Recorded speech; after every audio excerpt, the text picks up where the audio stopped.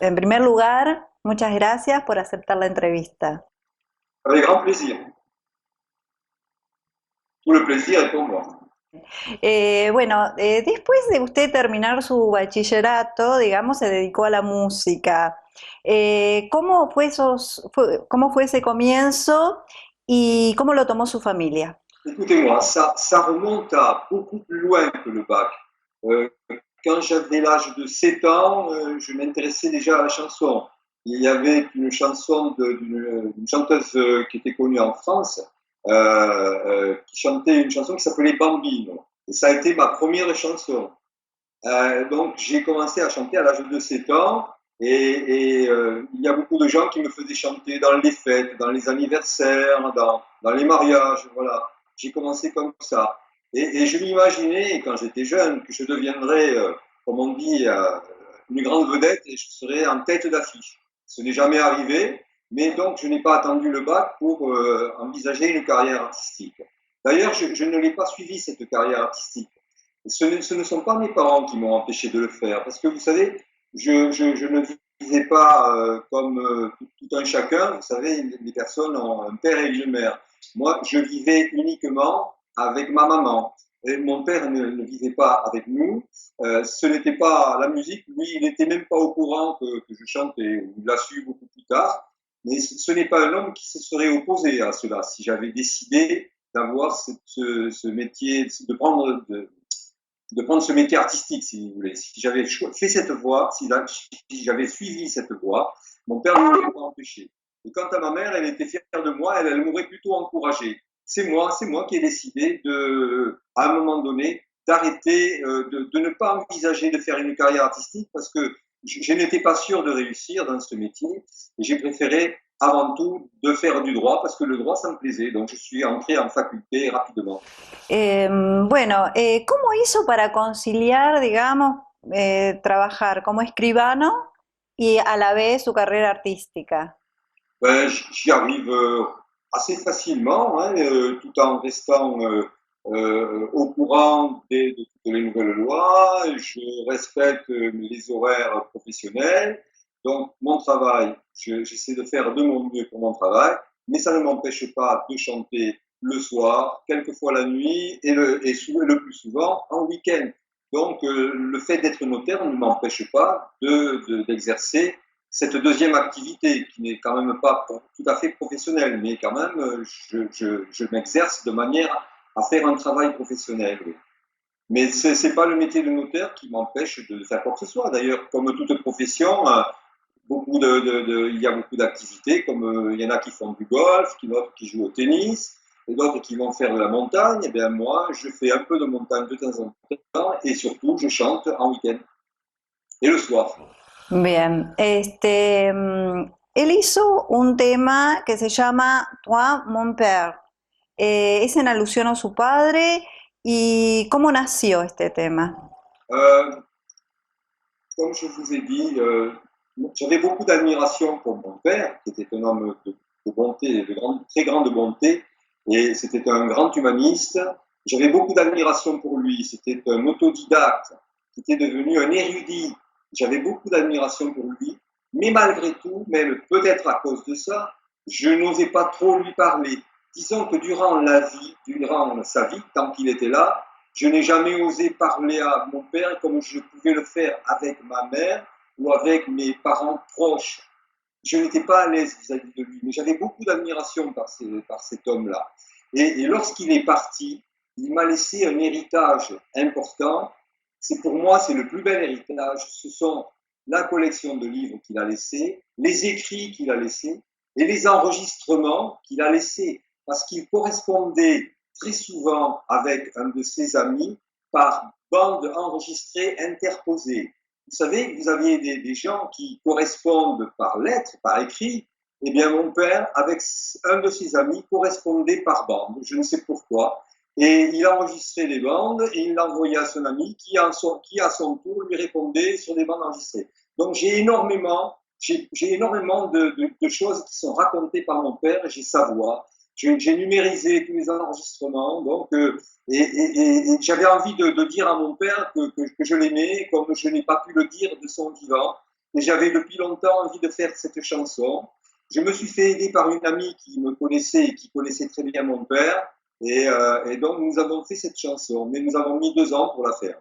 Eh, a mí en lo personal me gusta mucho sus canciones, me gusta cómo canta, cómo lo expresa, pero hay un tema, siempre tenemos un tema que nos gusta más, ¿no? Que es Je suis. ¿Cómo nació este tema? Je n'ai pas bien entendu, mais je crois comprendre ce que vous dites. La chanson Je suis, pourquoi la chanson Je suis, c'est une chanson que j'ai voulu écrire très rapidement avec une amie qui est également notaire. C'est professionnel, mais c'est une réponse que j'ai voulu faire à notre ministre qui avait tendance à critiquer notre profession, à nous traiter de rentiers, de nantis. Et donc, dans cette chanson, je lui réponds gentiment en lui disant: je ne suis pas milliardaire, je ne suis pas rentier, je vis mon métier comme tout le monde, si vous voulez. Donc, j'ai voulu lui montrer, en tant que notaire, non pas l'image que lui en donnait, mais l'image réelle du notaire, de tout notaire français. Voilà. Vous n'êtes pas au courant, mais donc il y a une réforme en cours qui doit toucher profondément notre profession. Ok. La réforme n'a pas eu lieu encore. Elle va avoir lieu. Il y a certains textes qui ont été modifiés dans le bon sens. Mais il y a une réforme quand même. Bien, a los 30 años grabó su primer vinílico, como Jean-Claude Ducas. Eh, ahora, ¿por qué cambia de nombre usted? Alors, vous savez, lorsqu'on est jeune et qu'on est jeune chanteur et que l'on a envie de se faire connaître en tant qu'artiste, on fait appel, enfin, je vous parle de ce qui se passait à ce temps-là, hein, parce que c'est pas si vieux, mais maintenant, ce n'est plus tout à fait la même chose. On avait affaire à des maisons de disques. Et donc, j'avais trouvé une maison de disques qui s'appelait United Artists, qui avait voulu me prendre en main, me faire signer un contrat et me donner un nom. C'est la maison de disques qui m'a donné ce nom. Donc, il fallait un prénom ordinaire, Jean-Claude, et mon nom, ben, ils ont utilisé, vous savez, le compositeur Paul Dukas, ben, ils ont trouvé original de m'appeler Dukas, D-U-K-A-S, comme Paul Dukas, et parce que j'avais un nom trop long, un nom à rallonge. Je m'appelle José Ducassé, trait d'union, David. Vous voyez, donc voilà. Donc c'est la maison de disques qui m'avait attribué ce nom. J'ai enregistré 2 45 tours sous ce nom-là. Et comme ça n'a pas marché, je n'ai pas eu satisfaction et ça n'a pas donné, ça ne mérite, enfin, ça n'a pas eu le succès que peut-être ça aurait mérité d'avoir. Et j'ai cessé de m'appeler Ducas, voilà, uniquement pour ça. Comme vous savez, une société qui crée un produit sous un nom qu'elle lui attribue, et ce produit, s'il ne se vend pas bien, eh bien, tôt ou tard, elle change le nom, elle supprime le produit ou elle le remplace par un autre nom. Ben, c'est pareil, moi je m'appelais Ducas et puis ça n'a pas marché, j'ai fermé la porte et je m'appelle plus Ducas. En Francia, precisamente Toulouse, a usted se lo conoce con el nombre Cron de David Anton, no sé si se pronuncia así. Anton. Anton. Bien. Oh, la réputation vient du fait que j'ai enregistré à un moment donné beaucoup de vidéos dans lesquelles je chantais à la manière des crooners. Vous savez, j'ai chanté beaucoup de standards de jazz, comme une chanson qui s'appelait Misty, comme My Funny Valentine. Donc voilà, je chantais ces chansons-là et donc on a dit de moi que j'étais un crooner. Et c'est resté comme ça, on m'appelle le notaire crooner souvent. ¿Conoce la Argentina? Je ne connais pas grand-chose de l'Argentine, malheureusement. Je ne sais et je ne connais que les images que je l'ai vues, que j'ai vues à la télévision ou au cinéma. Et comme je disais, l'Argentine, ben, je ne connais pas ce pays. Je ne le connais pas. Y Carlos Gardel, ¿conoce la historia, su relación, digamos, con la Argentina?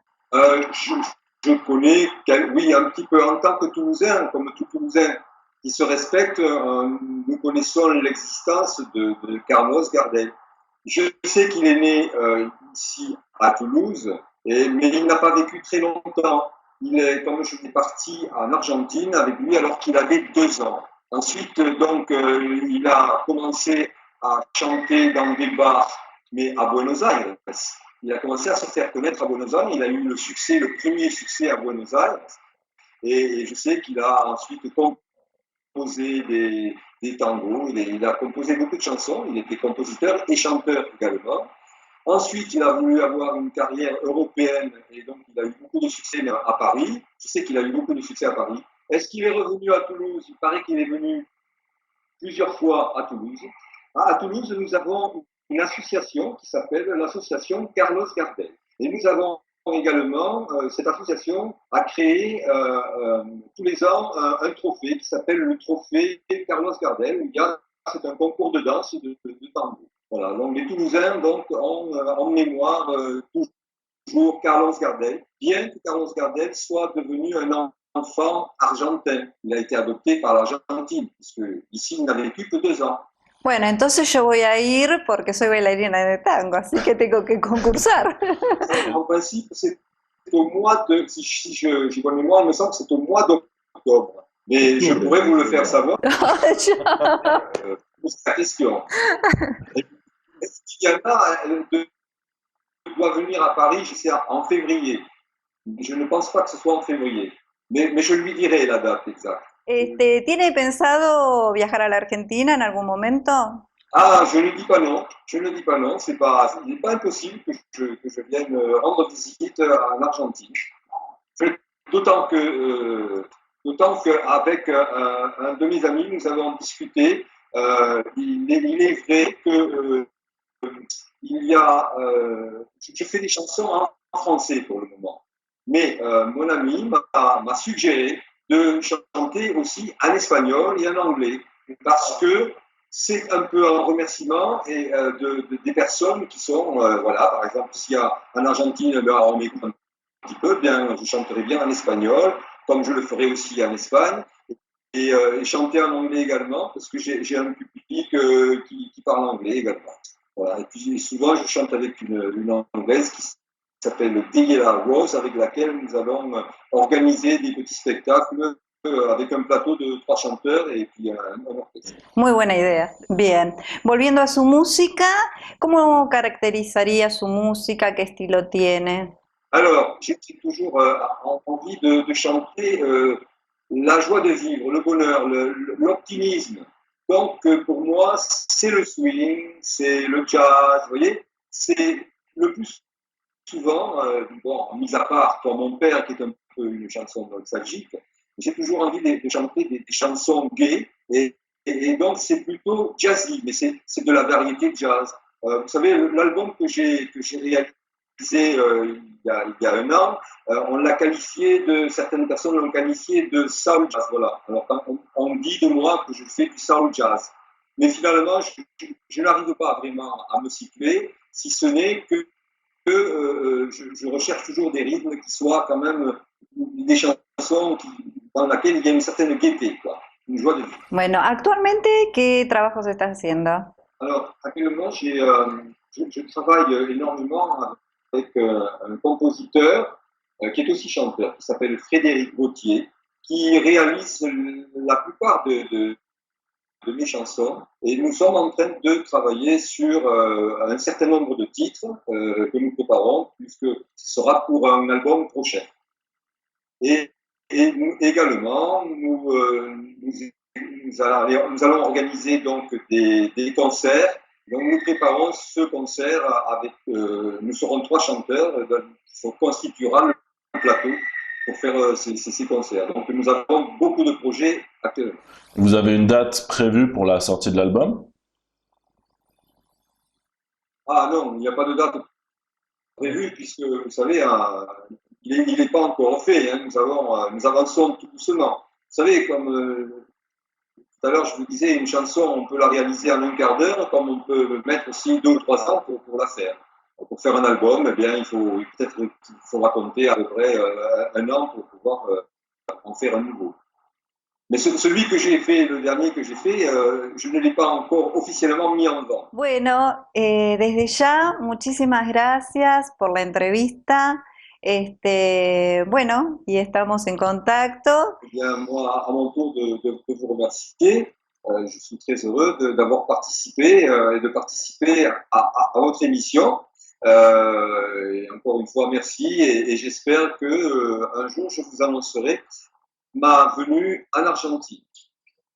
Et si, n'hésitez pas, si vous allez à Paris, peut-être que l'on pourra se voir à Paris, peut-être que je viendrai vous voir, mais également, on pourra vous inviter à Toulouse si vous le désirez. Donc à très bientôt et bonne Bientôt, continuation. tranquilo. À très bientôt A très bientôt et bonne continuation.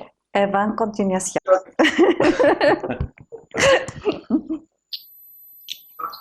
Au revoir, Au merci. revoir. Au revoir.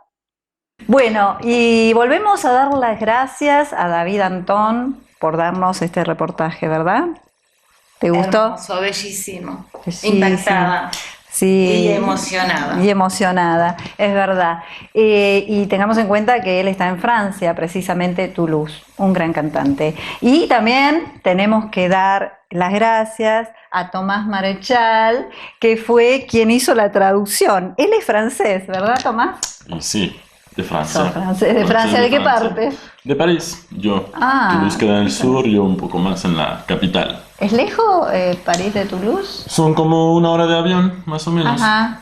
Sería Ah, como tan lejos. Mendoza y Buenos Aires. Claro, algo claro, así. exactamente. Y yo estoy estudiando precisamente en el instituto donde él es director, que enseña muy bien, da muy bien las clases, sinceramente. Contanos un poquito del instituto. Pues somos LB Studio, estamos ubicados en Palermo, cerca de Plaza Italia, y sí ofrecemos cursos de idiomas, De idiomas. de todos los idiomas, de hecho, inglés, francés, portugués y italiano también. Italiano, mira, Ay, acá tenés una qué alumna. bueno. Ella quiere estudiar italiano. Aquí Así estamos. que bueno, y Daniela, ¿qué querés estudiar vos? Yo tengo que estudiar muchos idiomas, Ella tiene que estudiar muchos Muchos idiomas, es Tenemos- verdad. francés incluido. Todos los idiomas disponibles. Perfecto, Bueno. ya sé dónde ir. Bárbaro.